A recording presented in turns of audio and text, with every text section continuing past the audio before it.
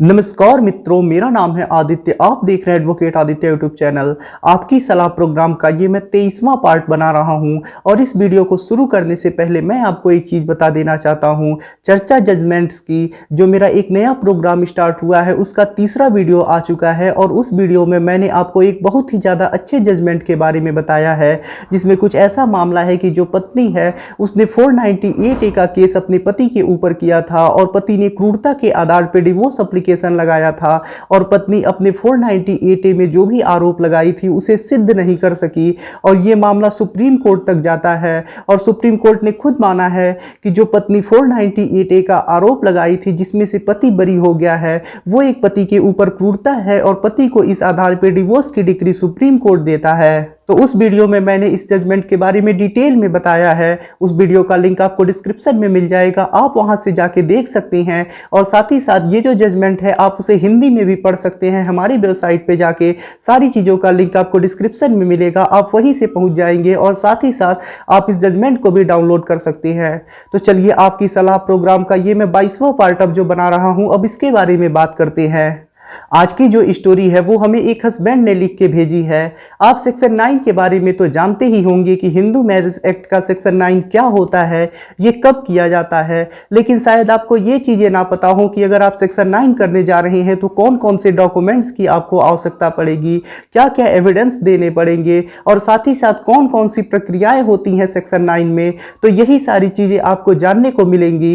तो ये जो हस्बैंड हैं उन्हें हिंदू मैरिज एक्ट के सेक्शन 9 की डिक्री मिल चुकी है, एक्स पार्टी डिग्री इनको मिली है। तो ये वही सारी चीजें बता रहे हैं, प्रक्रियाओं को बता रहे हैं और साथ ही साथ इन्हें कौन कौन से डॉक्यूमेंट्स लगे, कितना समय लगा, ये सारी चीजें बता रहे हैं।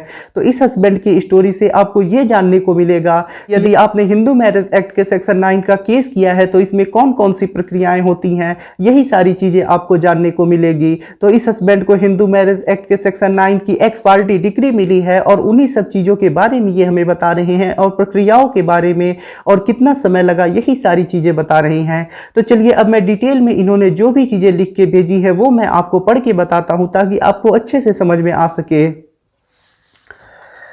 मेरा नाम पवन है और मैं उत्तर प्रदेश का रहने वाला हूं।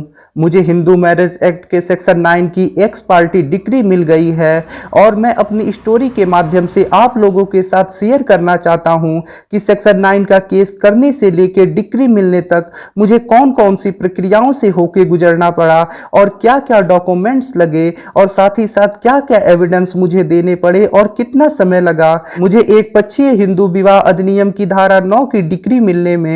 मैंने कोर्ट में एक एडवोकेट किया था, वह मेरा केस लड़ रहे थे, लेकिन मैंने जो जो भी चीजें देखी, जो जो भी प्रक्रियाएं जानी, वो आपके साथ शेयर करना चाहता हूं। सेक्शन 9 की एक्स पार्टी डिग्री मिलने में मुझे लगभग 1.5 साल का समय लगा। कुछ कोर्ट की डेट्स लगती थी, उस पर कोई कार्यवाही नहीं होती, किसी दिन स्ट्राइक हो जाती, किसी दिन कंडोलेंस हो जाता, किसी दिन जज साहब छुट्टी पर रहते थे। तो ये सब छोड़ के जिन डेट्स पे कोई कार्यवाही हुई मैं उन्हीं के बारे में आपको बताऊंगा।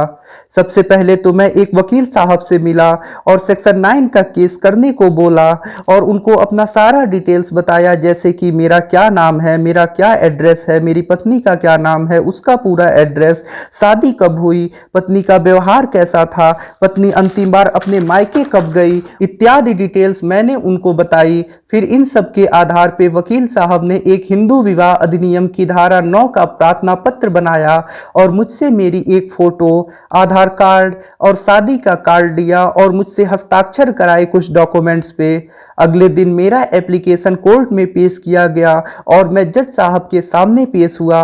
तो जज साहब ने मुझसे मेरा नाम, शादी कब हुई और पत्नी कब मायके गई, ये सारी चीज़ें पूछी। तो मैंने भी जवाब दिया और उसके बाद फिर जज साहब ने मेरे केस को एडमिट कर लिया और पत्नी को नोटिस भेजने का आदेश किया और नेक्स्ट डेट लग गई जो लगभग 40 दिनों का था। नेक्स्ट डेट पे जब मैं कोर्ट में आया तो फाइल पेश हुआ, जज साहब के सामने मैं गया तो उन्होंने मुझसे पूछा कि क्या मेरी पत्नी आई है या नहीं आई है। तो मेरी पत्नी नहीं आई थी कोर्ट में, तो मैंने बोला कि मेरी पत्नी नहीं आई है। तो जज साहब ने इंडियन पोस्ट से नोटिस को रजिस्ट्री करने का आदेश किया और रसीद जो मिलती है इंडियन पोस्ट की उसे फाइल में लगाने का आदेश किया और लगभग 45 दिनों का एक डेट लग गया। और फिर मैंने नोटिस को पत्नी के एड्रेस पे इंडियन पोस्ट से रजिस्ट्री कर दिया और रसीद को फाइल में लगा दिया।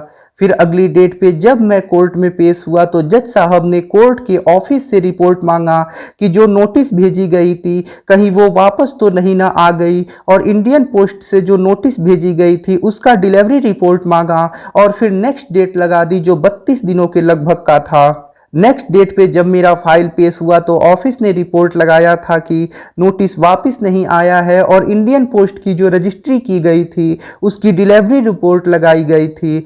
फिर जज साहब ने नोटिस को पेपर में पब्लिश कराने का आदेश किया और 40 दिनों का डेट लगा दिया। फिर पेपर में पब्लिश हुआ वह नोटिस और मैंने उसकी कटिंग ले लिया।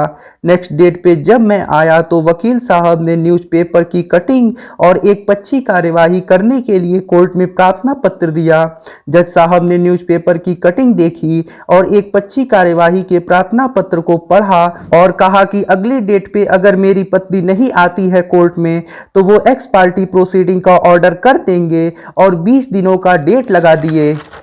फिर जब नेक्स्ट डेट पे मेरी वाइफ नहीं आई तो जज साहब ने एक पक्षी कार्यवाही का आदेश कर दिया और 35 दिनों का डेट लगा दिया।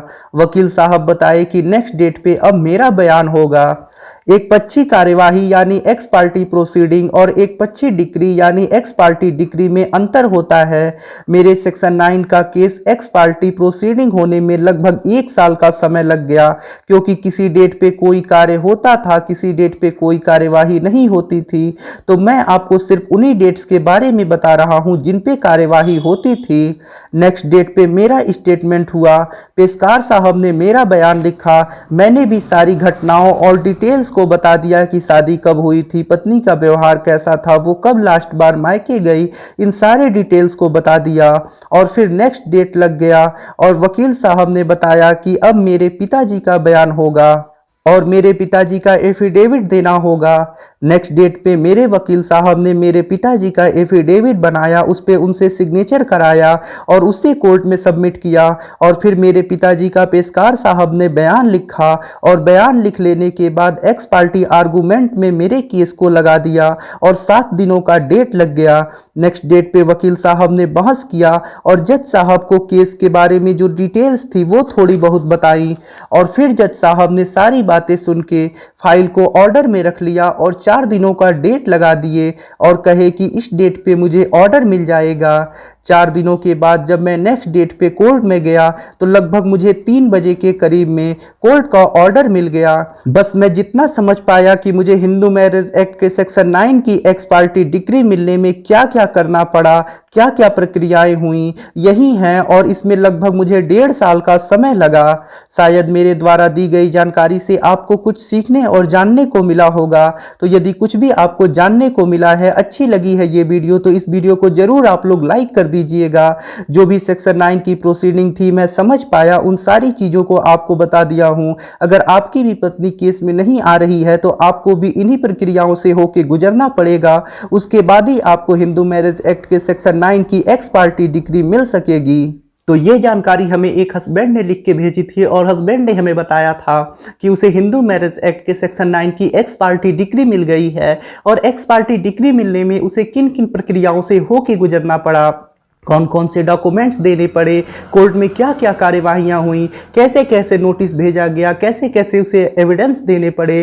तो वही सारी चीज़ों को इस हस्बैंड ने हमें बताया है अपने इस लेख के माध्यम से।